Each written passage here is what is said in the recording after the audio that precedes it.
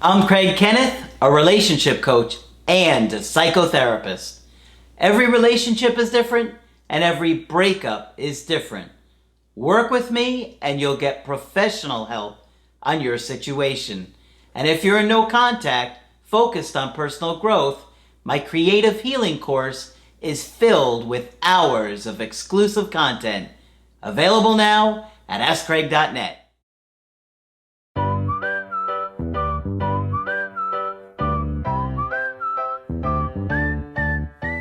Hi there, I'm Coach Craig Kenneth. I'm Coach Margaret. And today we're going to be talking about 10 questions to ask yourself.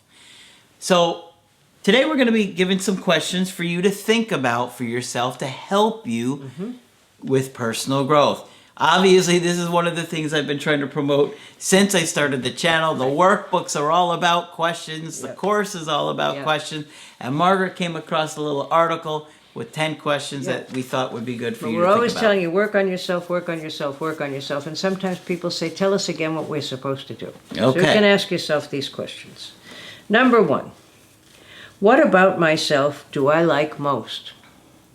And I can tell you that over the years, when I have asked people what they like about themselves, a huge number of people cannot come up with anything. Okay? That's sad. It is sad. It's terribly sad. And of course, you wonder what was said to them when they were kids. And I will often say, well, I love the way you did your hair today. Your tie is nice. I try to help them with even a small thing they can say to sort of help them get started.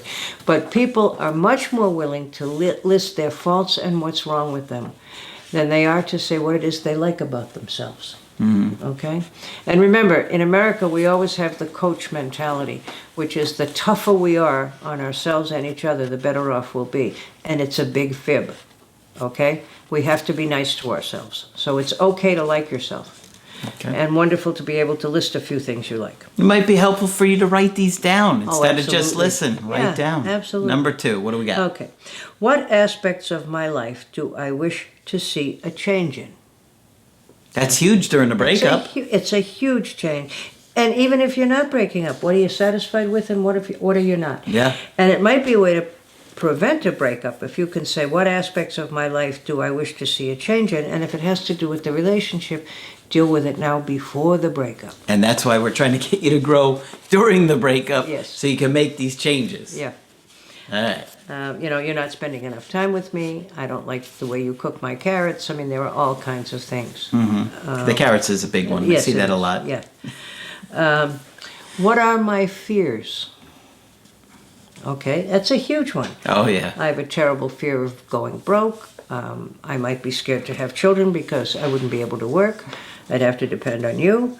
And, do I have a fear of abandonment? I'm not getting too close to anybody because I don't want to be left again. What are my fears? And answering that question really does make you pretty vulnerable. What do I worry about?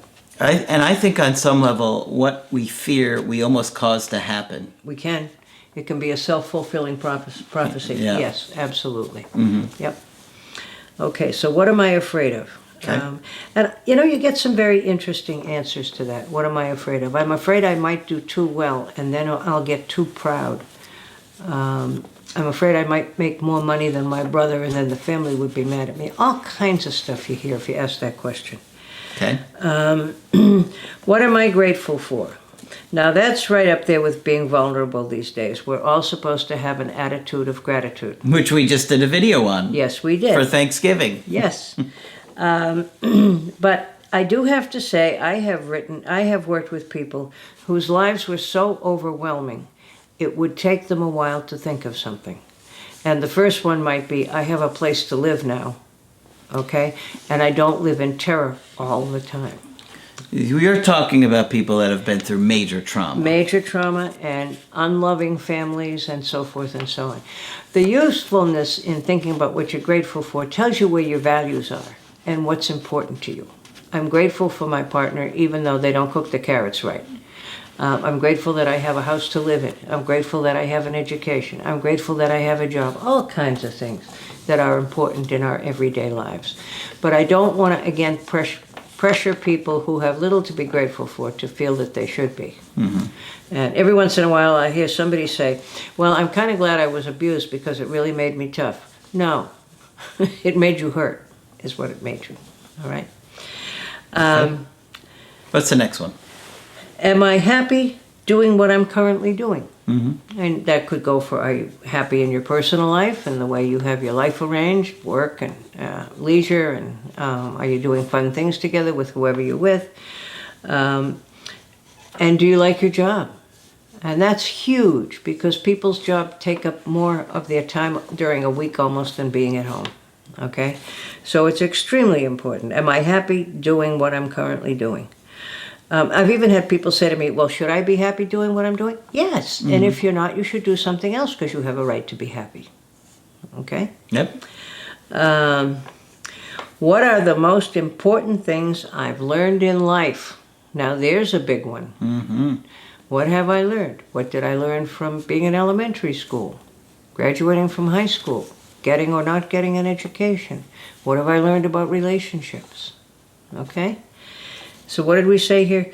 What are the most important things I have learned in life? Big one. Yeah, it is a big one. Yeah. To save some of my money. Okay, who inspires me the most? And what is it that inspires me about them? Now that's a wonderful question because it really asks who are your role models and what people are there out in the world that you would want to identify with. Your thoughts, Craig? On who my role models are? Or Yoda. Yoda, yeah. And Margaret. Yeah. They're kind of like the same. One is green, the other one's a light pink. What about the Yankees? They're not my role models. They stink. They'll be my role models when they win the World Series again. Okay. I've had it with them. But I mean, people give you all kinds of answers to that.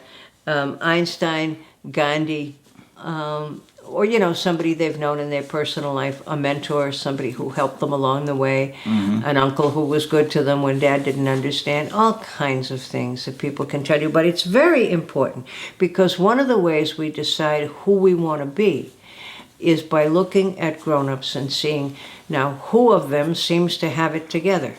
Who of the grown-ups I know might have traits I want to learn about? So it's very important to ask who inspires you. Okay? Yeah. All right. So there are some questions you can think about. I have a couple of others. Do I believe I'm worthy of good things like love and happiness? That's on a slightly different tone, but also important. Yeah. Good question. In what ways do I show love to myself? I talked to somebody very recently who was saying, what is this you have to love yourself stuff? She said, it doesn't make any sense to me. And when I heard her life story, I could see why it didn't. But in what ways do I show love for myself? Do I take care of myself when I'm sick? Do I take care of trying to learn things about the world or my job or whatever? In what ways do I show love for myself? And it's important to do that. Although people will sometimes tell you have to love yourself, but they're sure not going to tell you how. All right? Do I speak up when I feel I'm not getting what I deserve? And that can be very difficult. Many people in this world are very frightened of conflict. Yeah. So, do I speak up when I feel I'm not getting what I deserve? Well, when you grow up in a house when you got screamed at for asking for what you want, you're not going to want to open up and tell people what you want in a relationship. No, you're not. No, you're absolutely not. And when you've gotten the message that nobody cares what you want, you know. So do I speak up when I feel I'm not getting what I deserve? And of course, it's very healthy to be able to do that, but not easy. How comfortable am I with saying no to things or people who don't bring me joy? That's a big one. That's a huge one. And how many people do we all know who can't say no, end up on 12 committees, running the Girl Scouts, coaching the Little League team, and totally exhausting themselves because they can't say no. And I've often said to people, it's only a little word. It has 2 letters. You can learn to say it. Repeat after me. And of course they laugh. But it's a huge necessary skill for self-protection. Absolutely. You got to take care of yourself. Yep. Is that all of them? Yeah, I was going to say with the no thing, the only thing I can think of is the guy on Saturday Night Live, Pete. What's his name? Pete Davidson? and he does the routine where people ask him crazy things. He says, "Okay," and then they ask him the next crazy thing. He says, "Okay." So he's my vision of that. Okay. Have you watched it? I haven't seen that. Will you look at it? I'll take a look. You're supposed to say, "Okay." Okay. Yeah. All right. Okay. We're done. Okay. Okay. Okay. All right. Good stuff.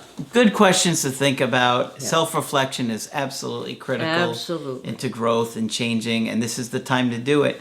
And believe me, if your ex comes back, you're going to want to be able to show them these changes and how you have made changes in your life, not just try to talk about it and claim you've made them, right? Yes. And can I quote an old Greek again? Okay.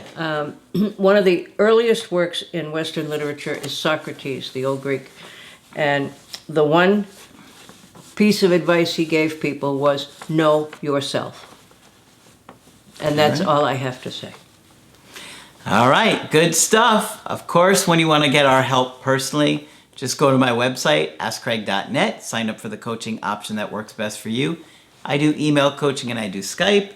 And of course, Margaret is available for Skype coaching. If you feel that I can be helpful to you, please sign up. Just click on Margaret on the top of my website to do that. But that's it for this video. I'm Coach Craig Kenneth. I'm Coach Margaret. And we will talk with you soon. To get my help personally, go to askcraig.net and click on Schedule Coaching and choose the option that works best for you. I do email coaching or Skype. To schedule a coaching with Margaret, click on Margaret on the top of the page and order a Skype with her. For the Knowledge Creative Healing course, click on the link at the top of the page and click Get Started Now.